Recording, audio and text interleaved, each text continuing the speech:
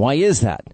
Anyway, there's a new group of conservatives that have joined together in the hopes of getting the leadership on board with keeping the promises that they made when they were running for office. One such congressman is from Ohio.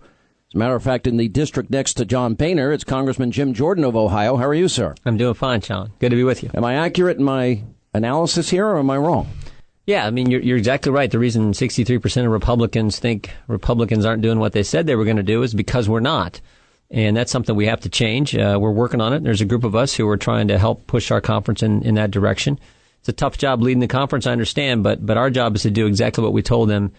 Stop Obamacare, get focused on bringing spending under control and get towards a balanced budget, and stand up for regular families out there, stopping the corporate welfare, stopping the idea that you can get social welfare and if you're able-bodied not have to work. So all those things are what we got to focus on. Right. It's a problem with this amendment. One of the things we are looking at doing is beginning to hold some people accountable, namely John Koskinen, Commissioner of the IRS. We're looking at the impeachment process, doing our homework to see if this makes sense. But think about what took place there, systematically targeting American citizens for exercising their most fundamental right. What you do every day, Sean.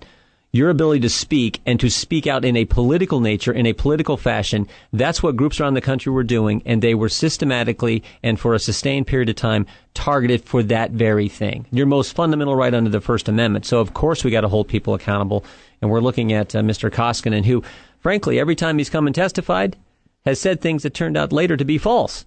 That should get you in trouble. Yeah, that should get you in trouble. I mean, just like, for example, Hillary didn't hand over the emails. I mean, I'm trying to understand why, if I did the same thing, why do I think I'd be handcuffed and mugshotted and perp walked and put in jail and my picture all over the newspapers? Yeah, that's a problem when there's a different standard for the elected officials and for the folks in the certain class than there are regular people. So